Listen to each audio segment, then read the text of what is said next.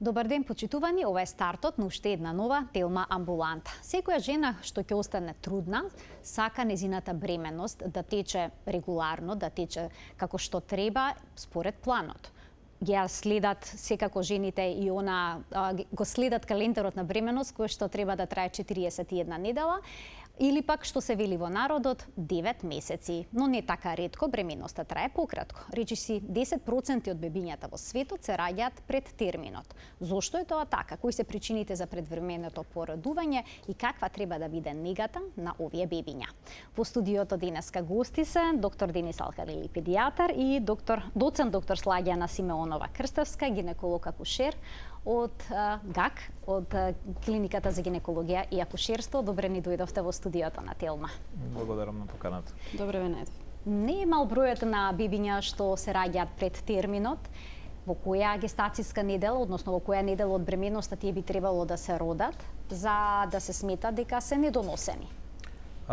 Недоносени се сметаат сите бебиња кои што се породени пред 37-та гестацијска недела, односно ако се родени во 36-та недела и 6 дена или порано, значи 33-та, 30-та, 28-та и така натаму, значи порано.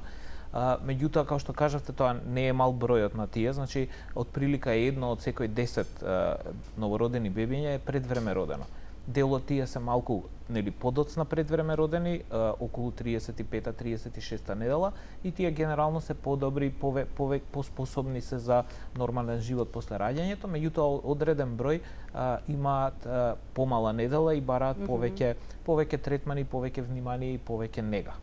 Овој ден, што го одбележуваме Светски ден на предвременото породување, е на некој начин да се насочи вниманието пред се кон овие бебиња, кон овие пациенти и кон нивните семејства, меѓутоа исто така и кон нас као професионалци што работиме со таа популација, и заради тоа јас би сакала да им го честитам денот на сите семејства кои што имаат предвреме родено бебе, меѓутоа исто така и на сите колеги и колешки. Бидејќи сите се борци со една иста цел. Веруете, да, затоа што дури и тие што работат, и доктори и сестри, значи тоа е буквално се е човечка работа, значи се е стоење на тоа бебе, нега, некогаш од минута во минута се менува состојбата и мора да се на време да се направи нешто за да може тоа бебе практично да преживее и да напредува и да пркне на некој начин за да биде добра.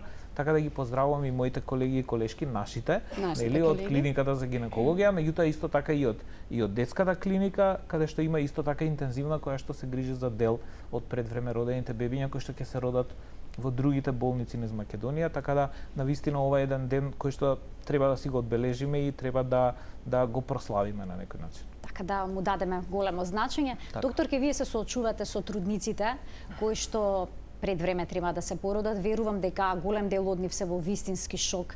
Дали породувањето обично започува спонтано, неочекувано?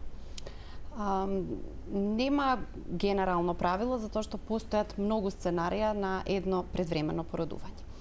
Моето работно место како лекар специјалист е на одделението за перипартална интензивна нега на Универзитетската клиника за гинекологија и акушерство, место каде што завршуваат еден голем дел од високоризичните бременности од целата држава и од бројни центри. Во неа практично пациентки згрижуваме што се со заканувачко предвремено породување или предвремено прснат воденик. Значи бремени жени што чувствуваат контракции или кај нив се случило предвремено да прсне воденикот, но и бремени жени што имаат друга форма на ризична бременост. Ќе ги спомнам најчестите.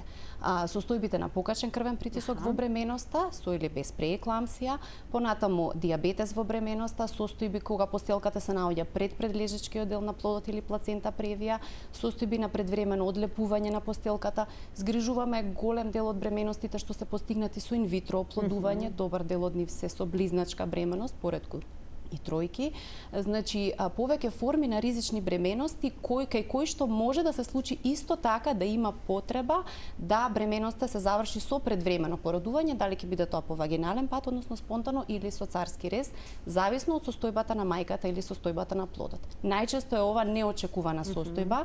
Бремените жени се исклучително изненадени и вознемирени од самото тоа што се случило, и наша задача е како професионалци, како цел тим, да им од една страна пружиме максимална нега и грижа, да ја дадеме таа потребна терапија, се со цел и да се случи предвремено породување, тоа новородено да биде во подобра барем стартна кондиција. Наша генерална цел е, доколку можеме, заканувачкото, барем предвремено породување, да го одложиме до еден период од 48 часа барем, кога за кој период се даваат лекови за зреење на белите дробови на плодот. По потреба кај овие пациентки најчесто се дава и токолитична, така наречена терапија, која што ги смирува тие предвремени контракции, и се ова со цел да тоа новородено биде барем во подобра стартна, има подобра шанса за преживување во однос на деца кај кои што се случило предвремено породување, а тие мајки немале шанси да бидат примени во соодветна болница со соодветно оделение и со соодветна грижа. Ние практично како специјалисти гинеколози во секојдневна комуникација сме со колегите неонатолози од интензивна нега и практично секој случај на заканувачко предвремено породување им го најавуваме соодветно навремено за и ние и тие да бидеме спремни максимално за тоа што нас не очекува.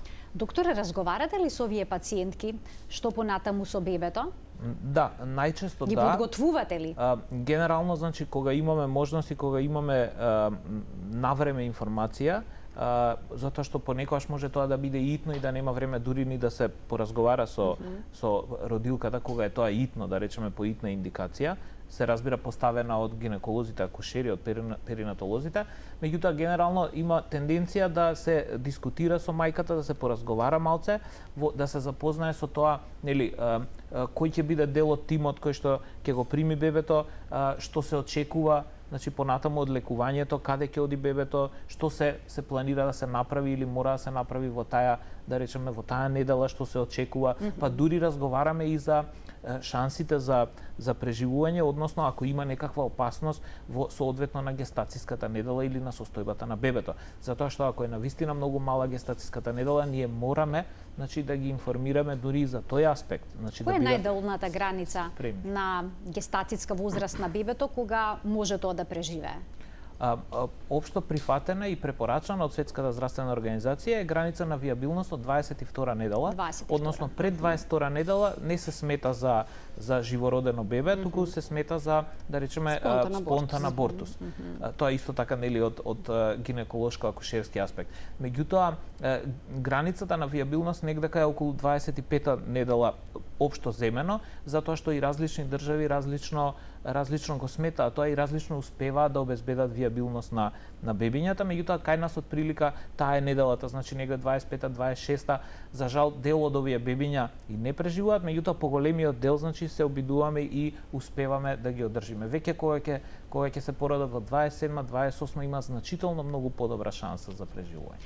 Докторке, доколку на трудницата и пукне пред време во деникот, колку максимум може да се одржи бременоста? Може ли тоа да трае со месеци? Со месеци не.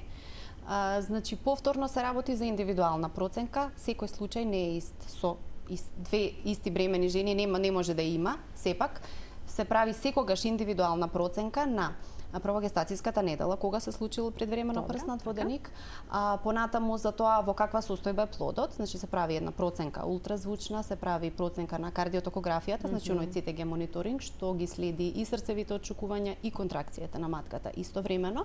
Понатаму се прават испитувања на одредени крвни параметри што укажуваат на ризик од инфекција и кај овие пациентки цел наша главна цел е тоа што претходно го споменав, да ако можеме го одложиме предвременото породување барем 48 часа за да заврши таа терапија за зреење на белите дробови на плодот.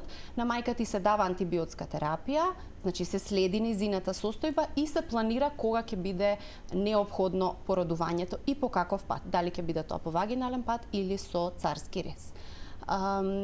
Постои можност и после 48 часа, уште некое време да се одржи бременоста, меѓутоа повторно се работи за индивидуална проценка, а се со цел ние новороденото да го породиме во посакувана кондиција, а сепак да не ја загрозиме мајката во смисла на тоа да нема таа ризик за инфекција. Инфекциите ги споменавте, дали можеби тие се клучниот фактор во одредени случаи за предвремено породување? Жените за време на бременоста прават постојано испитување на нивната урина, дали има бактерија, потоа прават вагинални брисеви, микробиолошки, за да видат да исклучат присуство на хламидија. И на други инфекции. И други инфекции. И тоа е она што најчесто го знаат. можат ли тие да доведат до предвремено поредување? Идеално би било бременостите да се планирани. Идеално би било да една жена што е во репродуктивна возраст прави редовни гинеколошки прегледи и во рамки на нив прави пап бриси, микробиолошки брисеви од вагината и од цервиксот и тоа го направи пред да планира бременост. А доколку е тоа така и доколку тие брисеви се негативни, односно таа нема инфекција, во принцип сметаме дека има помал ризик во однос на пациентки што тоа не го прават. Како и да е, ретко се случува да до толку е планирана бременоста, во протокол е влезено дека кон крајот на третиот месец на бременоста, значи во 12-та гестацијска недела, се земат повторно микробиолошки брисеви од вагината и од цервиксот и со тоа ние сме веќе во тек на тоа дали бремената жена има некоја инфекција, дали е таа сексуално пренослива или не, независно, а доколку се докаже некоја бактерија, се прави антибиограм и се дава антибиотска терапија што е дозволена во бременоста, затоа што имаме антибиотици што ги избегнуваме во бременост и антибиотици што се дозволени во бременост. Значи ја лекуваме инфекцијата и тогаш ние барем од наша страна се бориме против еден важен фактор за предвремено породување и предвремено прскање на воденикот. Повторно во 35-та гестацијска недела пак се прават микробиолошки брисеви со тоа што се додава уште една анализа за така наречен група Б стрептокок, една важна инфекција што треба да ја знаеме пред пациентката да дојде веќе во доколку се работи за терминско породување, а помеѓу овие два периоди сите бремени жени и ние така и ги едуцираме нашите пациентки. Доколку имаат промена на вагиналниот исцеток, доколку тој стане пообилен, доколку ја промени бојата, мирисот и изгледот или пак доколку почувствуваат такви симптоми, секако да се јават на својот матичен избран гинеколог за да се повторат микробиолошките брисеви. Значи инфекциите треба рано да ги откриеме и да ги лекуваме. Меѓутоа, покрај гениталните инфекции, уринарните инфекции или инфекциите на мочните патишта се исто така многу важна причина за предвремените контракции. Практично во грижата за бремените жени спаѓа и анализата на урина, па доколку докажеме и во една обична анализа на урина дека има таа заматен изглед, дека има повеќе леукоцити, значи има одредени параметри што ни укажуваат на инфекција, се прави уринокултура, повторно микробиолошка анализа на урината, за доколку постои уринарна инфекција, таа повторно се лекува соодветно. Што со плодовата вода? Се случува некогаш жената да има многу малку плодова вода, а некогаш премногу. И тоа е проблем? Тоа знае да биде проблем и тоа знае да биде и сериозен проблем. Намалената плодова вода може да биде знак за плацентарна така наречена инсуфициенција, намалена функција на постелката и да се јави заедно со така наречен интраутерин застој во раст на плодот или тоа се оние бебиња кои што се помали отколку што е очекувано за одредена гестацијска недела. Оваа состојба може да биде и придружена со промени во протокот на крв низ папашната артерија. Сето тоа ние го следиме при секој практично гинеколошки преглед, ја следиме покрај димензиите на плодот, го следиме и количината на околуплодовата вода. Намалената околуплодова вода ретко може да биде и знак за некакви конгенитални аномалии, значи за некакви проблеми во однос на органите и структурата на плодот и исто така бара соодветни испитувања. Значи намалената плодова вода не е знак што не алармира дека одредена бременост треба да ја следиме поинаку од вообичаената. Обилната пак околуплодова вода може да биде ризик за предвремени контракции заради тоа што прави така наречено волуменско оптеретување на матката. Таа матка со обилна околуплодова вода е многу порастегната во однос на матка кај плод што има нормално количество на околуплодова вода и можат контракциите и сами по себе да почнат и во отсуство на инфекција или на друг ризик фактор. Едно заболување што е сепак не така ретко, а може да биде придружено со обилна плодова вода е дијабетот во бременост.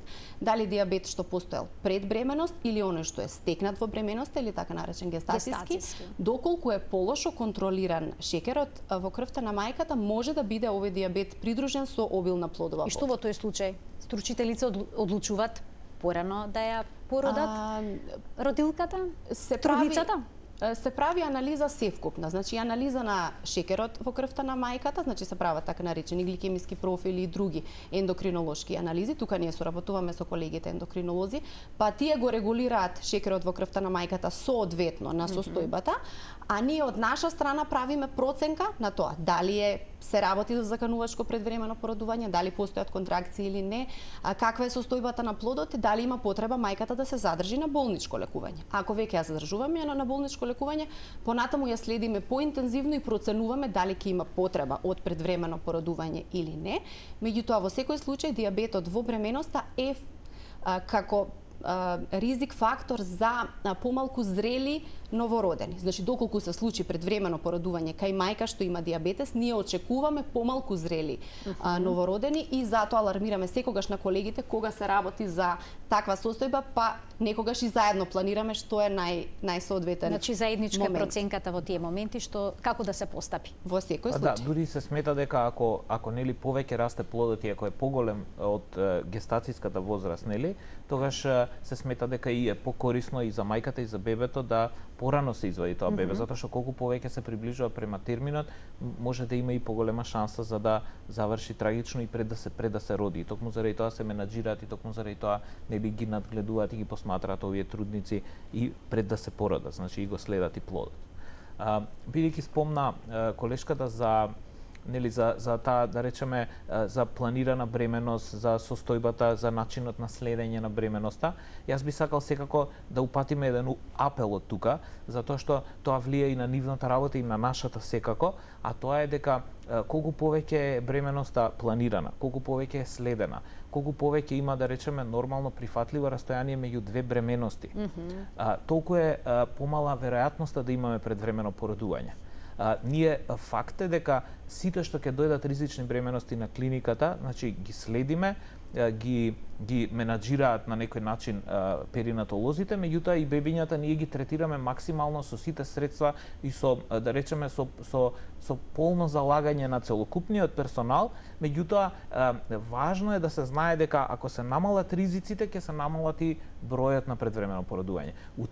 Утврдено е, значи, со бројни студии дека и факторите од околината, значи како што се демографските фактори, структурата, па дури социјалната состојба на семејството, значи колку деца имаат, значи колку се следени, колку имаат пристап до редовна здравствена заштита, значи сите тие работи влијаат на тоа да има нели зголемен ризик за предвремено породување и мислам дека треба на овој ден да се испрати еден таков апел, значи целокупно како општество да се потрудиме да ја намалиме веројатноста за да имаме многу предвремени породувања.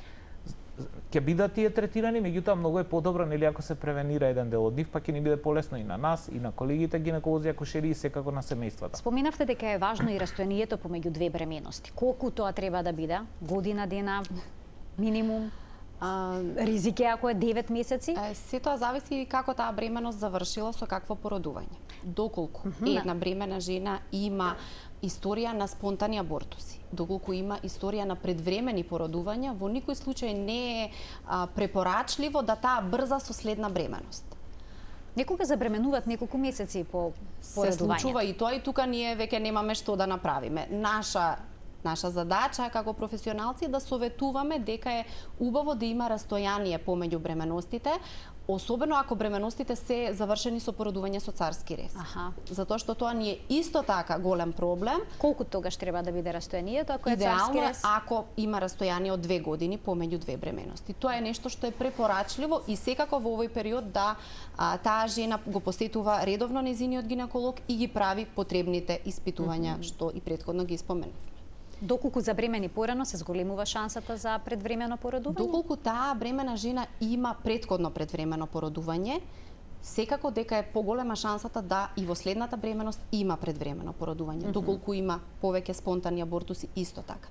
Тоа ни спаѓа нас во група на високоризични пациентки кај кои што ја насочуваме таа пренатална грижа малку поинаку и поинтензивно ги следим.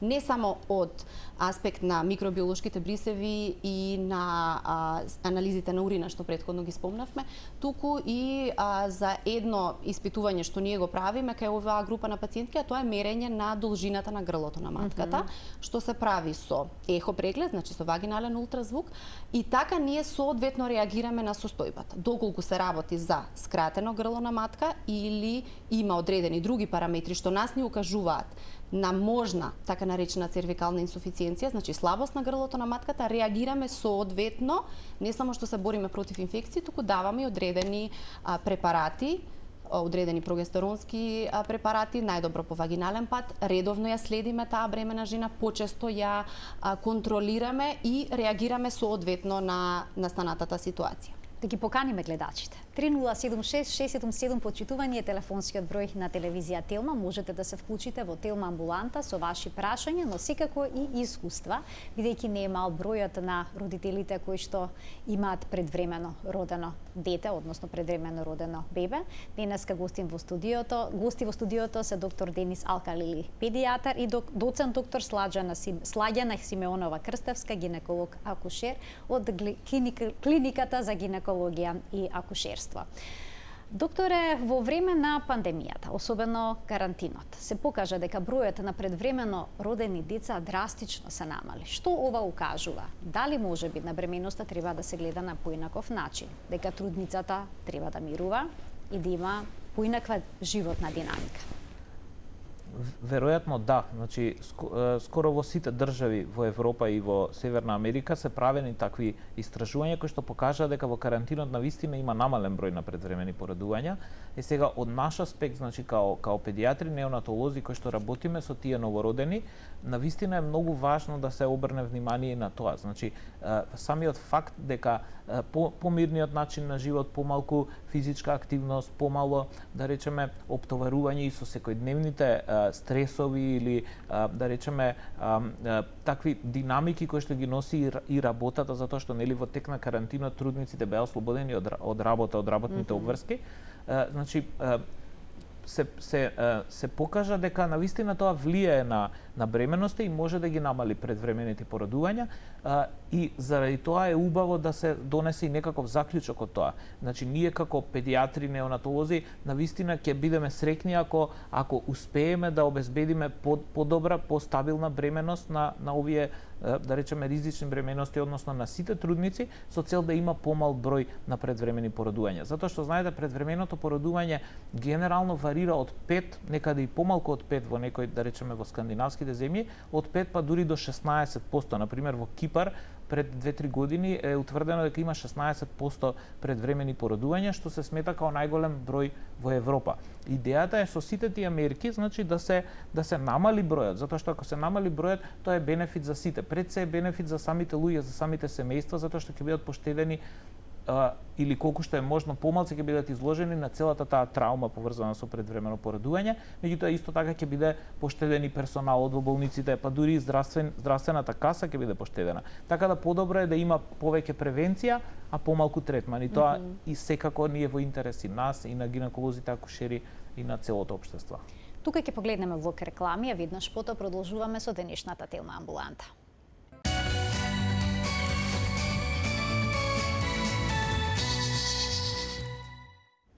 За предвременото породување и предвремено родените бебиња денеска зборуваме со доцент доктор Слагјана Симеонова Крстевска, гинеколог акушер, и доктор Денис Алкалили, педијатар од клиниката за гинекологија и акушерство.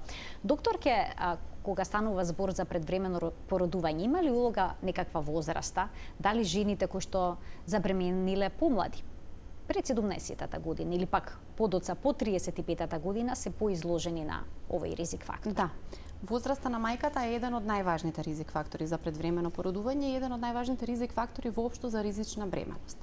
Возраста на мајката генерално под 17-та година и возраст на мајката над 35 во минатото сметавме дека е тоа малку повозрастна првородка, меѓутоа денес веќе имаме се повеќе мајки што и над 40-та година ја остваруваат и првата бременост, и тоа е нормално во склоп на приликите на времето во кое што ние живееме.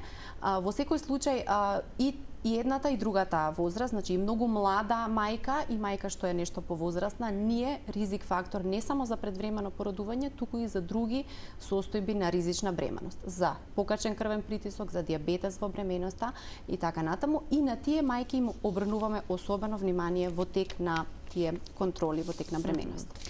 Кога ќе започне предвременото породување, како тоа изгледа? Какав тим се собира во породилната сала? Генерално имаме ситуации на бремени жени што веќе лежат на нашата клиника со знаци за предвремено породување. Тие знаат да ги чувствуваат како болки во долниот дел на рбетот и болки во долниот дел на стомакот, болки што наликуваат на менструални, само се можеби малку послаби и кои што се на одреден временски интервал, например на 15 па на 10 минути, се повторуваат на правилен временски интервал, знаат да бидат придружени со истекување на плодова вода, значи со прскање на воденикот, или со променет вагинален исцедок што знае да биде и крвав.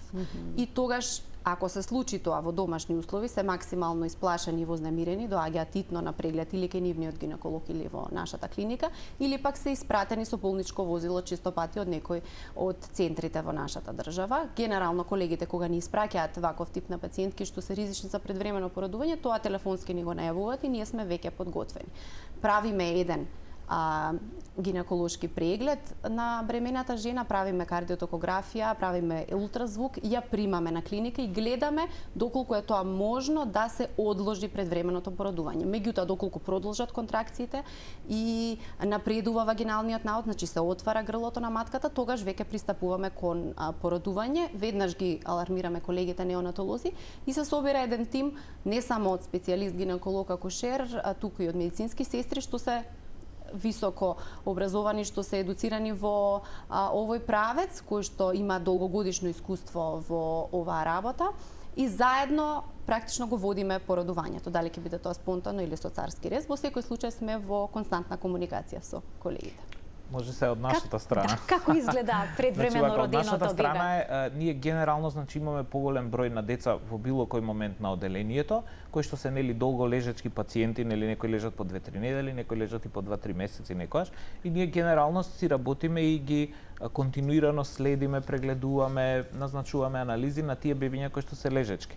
Меѓутоа во одреден момент се јавува телефонот, звони телефонот или ќе дојде некој од тој дел каде што се трудниците, каде што лежат и ќе каже дека има, да речеме, има во план или има нешто што може да биде предвремено породување, ни најавуваат. Тогаш еден од тимот, значи доктор, обично оди, како што кажав, доколку има време и можност, значи оди и разговара со мајката иницијално малце, значи за да видиме и во каква состојба е, какви се ризиците, значи што има од текот на бременоста, како информации да добиеме, затоа што многу влијае што се случувало и кои се ризиците, многу влијае и на нашиот третман после. Од кога ќе започне породувањето, значи ние обично педијатар, неонатолог, еден од нас од тимот, заедно со една или две сестри од оделението, заедно со транспортен инкубатор кој што е во секое време топол и вклучен практично и топол, спремен, значи и со целокупна, да речеме, опрема која што може да ни треба во случај на интервенција, во случај на потреба од боцкање, од интубирање, значи тоа е поставување на цевка во белите дробови доколку бебето не диши, тоа е најдобар начин за да се обезбеди вентилација и за да може да се одржи животот на бебето. Значи со тој транспортен инкубатор практично се движиме до салата или до родилниот бокс каде што треба спонтано да се породи, тоа предвремено породување се случи или во операционата сала за царски рез. Значи таму се стационираме, нормално се припремаме со стерилни ракавици, со целата таа опрема која што е задолжителна во операциона сала и чекаме, значи, да гинекологот акушер го извади бебето, од која ќе се роди бебето или од која ќе го извадат со царски рез. Значи најпрво се неколку секунди, значи се евалуира, се проценува во каква состојба е бебето. Тоа може да биде витално, да биде розово, да има тонус, значи да се движи, значи да покажува нормални знаци на живот, иако е многу мало, да речеме да има плач да диши, меѓутоа може да биде и доколку има некаков проблем и пред раѓањето, може да биде бледо, може да биде млитаво, значи да нема тонус и тогаш колку таа проценка уствари ни покажува колку брзо и итно мора да реагираме. Во тој случај, значи, се започнува со прочистување на дишните патишта со аспирација, потоа се вентилира, односно се потпомага дишењето доколку не диши. Прво се вентилира со маска и со амбубалон, а потоа ако има потреба и се интубира.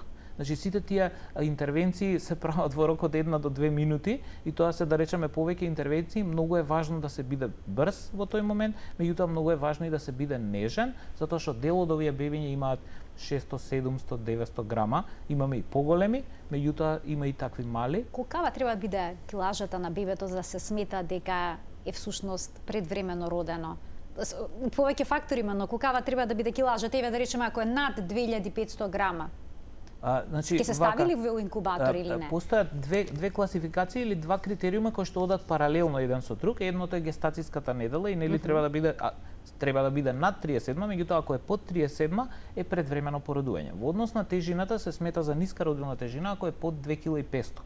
Меѓутоа, за да биде ризично и за да бара интензивно лекување како ние што пружаме на одделот за неонатална интензивна нега и терапија, обично се под 2 кг тие бебиња. Значи колку помала е тежината под 2 кг, толку е поверојатно дека ќе има потреба од некаков третман, односно од такви интервенции кои што уште од старт треба да обезбедат бебето да има нормално дишење, односно воздух да влегува и излегува од белите дробови, вентилација и секако да има оксигенација, односно кислород да пуштиме ние со тој воздух, не само собен, и понатаму значи сите други работи кои што следат како што се апарат за дишење, неинвазивна вентилација преку носот или инвазивна, односно конвенционална вентилација преку тубус. Така да тоа е тоа. И после тоа со бебето и со тој инкубатор транспортен кој што го кажуваме дека е топол нели спремен, после тоа се движиме значи до одделот до оделението практично каде што работиме постојано и бебето го префрламе, најпрво се мери кратко, а потоа се префрла во неговиот инкубатор практично што ќе му биде дом у следните месец, 2-3. Родителите многу се плашат од инкубаторите. Постои ли ризик од премногу кислород, па да се изгуби видот и слично? Генерално сега веќе е тенденција и ние навистина се трудиме да го правиме тоа и успешни сме во тоа да немаме бебиња што се изложени на премногу кислород на повеќе од колку што е неопходно. Затоа што самата состојба на едно новородено налага колку е потребно да биде кислородната сатурација, односно колку треба да му дадеме ние кислород. Меѓутоа тенденцијата е да постојано сатурацијата биде меѓу 89, 90 и 95. Значи сите што се повисоки вредности на сатурацијата бараат да се намалува концентрацијата на кислород и ние тоа го правиме малтена на секој половина час, на секој час, значи постојано се титрира кислородот и избегнуваме и практично да немаме бебиња кои што имаат стотка кислород, освен ако не се на собен воздух, односно ако немаат кислородна поддршка. Тоа со кислородот и со видот е поврзано со состојбата на ретинопатија на прематуритетот, која што е често поврзана со предвременото породување, меѓутоа утврдено е дека многу често причина е и самата незрелост на целокупниот организам на бебето и колку е помало и понеразвиено кој ќе се роди, толку има поголема шанса. Кислородот игра улога, меѓутоа како што ви кажав во современите протоколи многу е важно тоа и ние постојано, како што кажав, го титрираме и најбитно е да биде најмалку што може. А што е со кенгурирањето? Светските трендови покажуваат дека е многу важно предвреме роденото бебе да има контакт кожа со неговата мајка или пак татко, сеедно. Така. Се применува ли тоа кај нас? Значи, за жал не. Не можам да кажам дека се применува севкупно, значи или колку што треба да се применува. Значи ние го правиме од време на време кога имаме стабилно бебе кое што е поголемо, бидејќи ние сме интензивисти и работиме со помала родилна тежина на бебињата. Меѓутоа таму каде што може ги ставаме бебињата со контакт кожа на кожа, посебно тие спонтано што се родени, ги ставаме по половина час до 1 час да бидат на градите на мајката и ако после ќе ги префрлиме во интензивна нега или ќе ги префрлиме во тој дел каде што се терминските и стабилни бебиња, меѓутоа тој контакт е многу битен.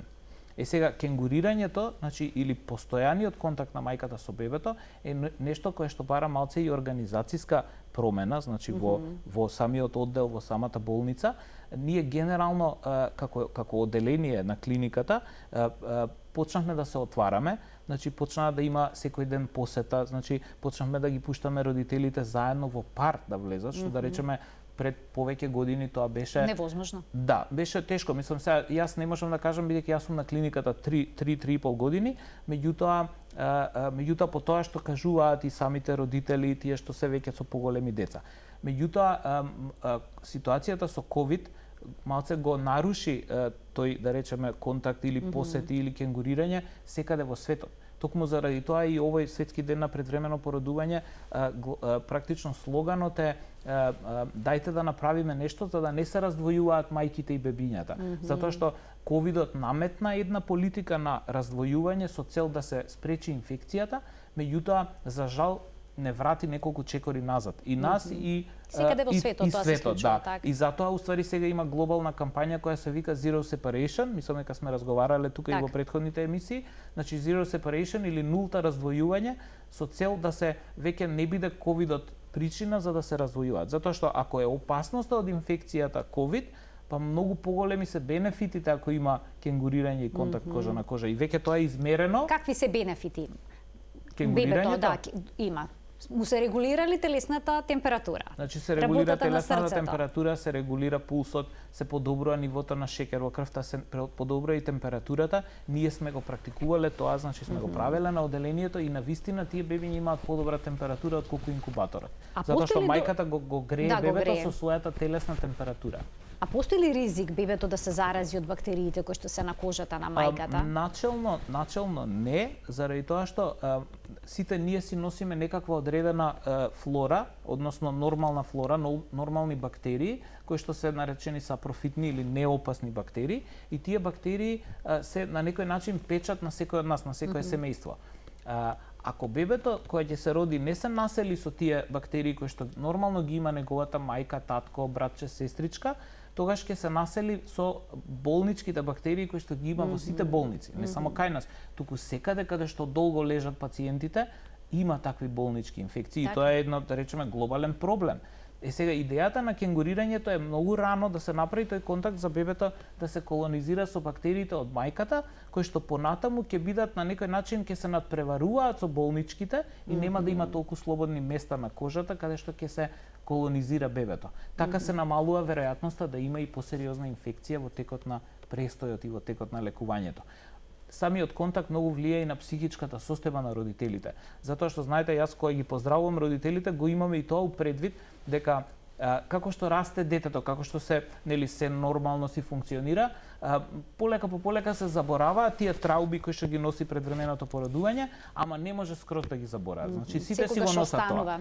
И на пример сега кога ќе ги видиме приказните за овој ден што се појавуваат на Facebook и што ставаат слики и се, значи секогаш се осеќа една мала таква жица на, да речеме, на разочарување или на тага, баш заради тоа што се случило тоа. Меѓутоа, тоа е тоа, не можеме да направиме ништо од кога ќе се роди бебето, може само да пружиме максимална нега и поддршка.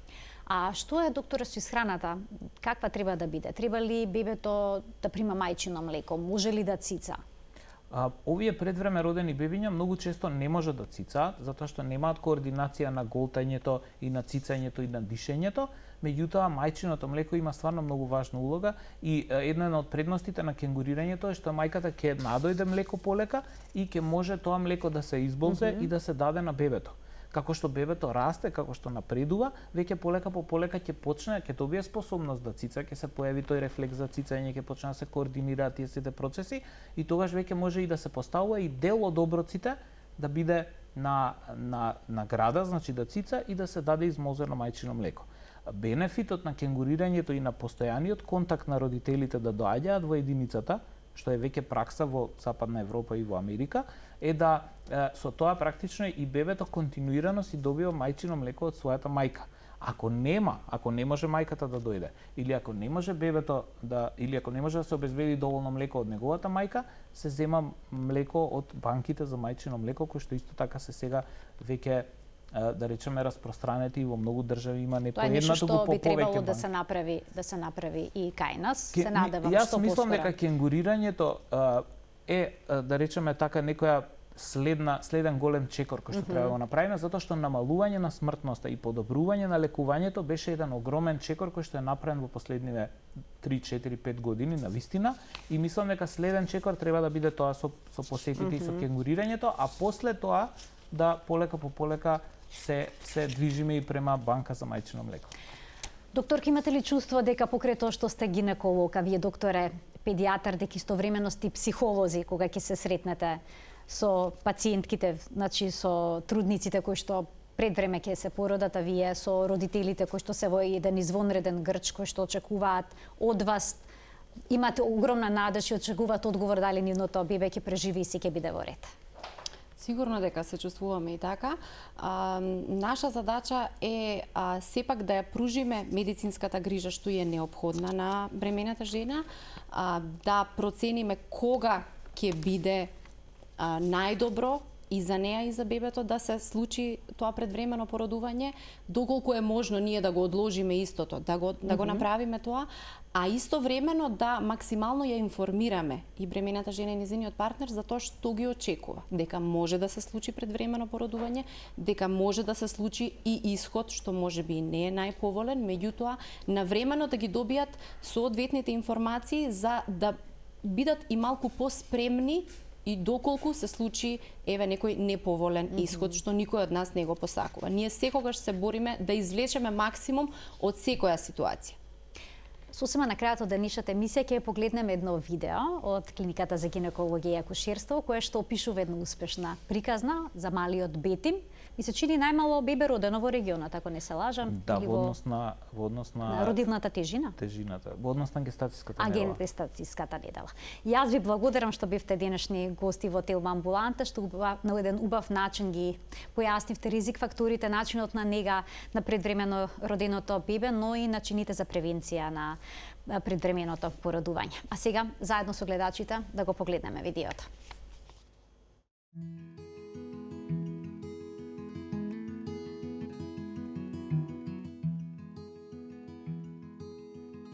И јас сум мајка на најмалото бебе родено во земјава. Моменти на неизвестност, на страв, на солзи, но и голема верба во тоа што денес е Бетим. Постојат две богатства во животот: децата и нивното здравје.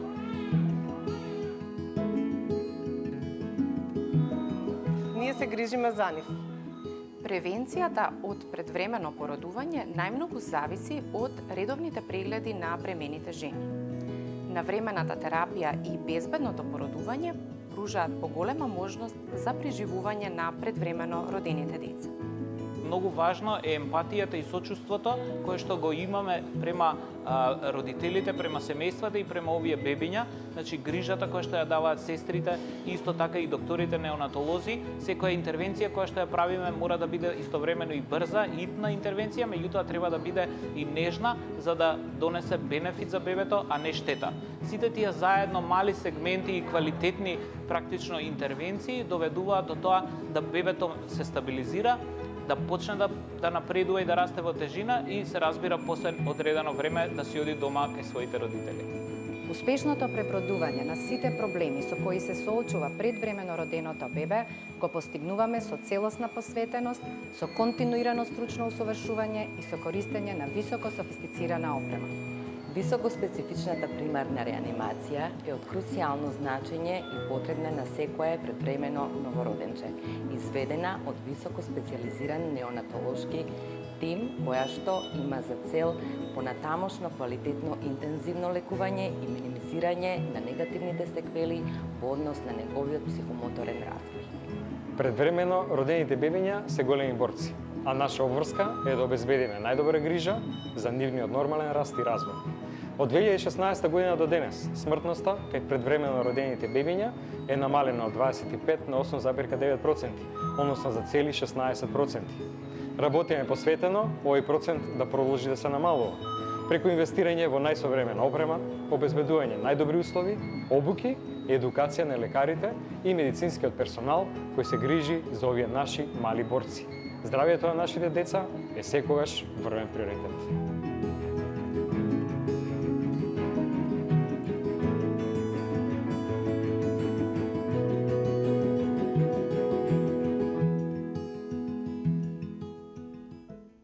Ништо побаво од тоа кое ќе видите како малите борци денеска имаат прекрасно среќно детство. Ви благодарам што не следевте со внимание, се гледаме секој работен ден на Телма. Пријатно.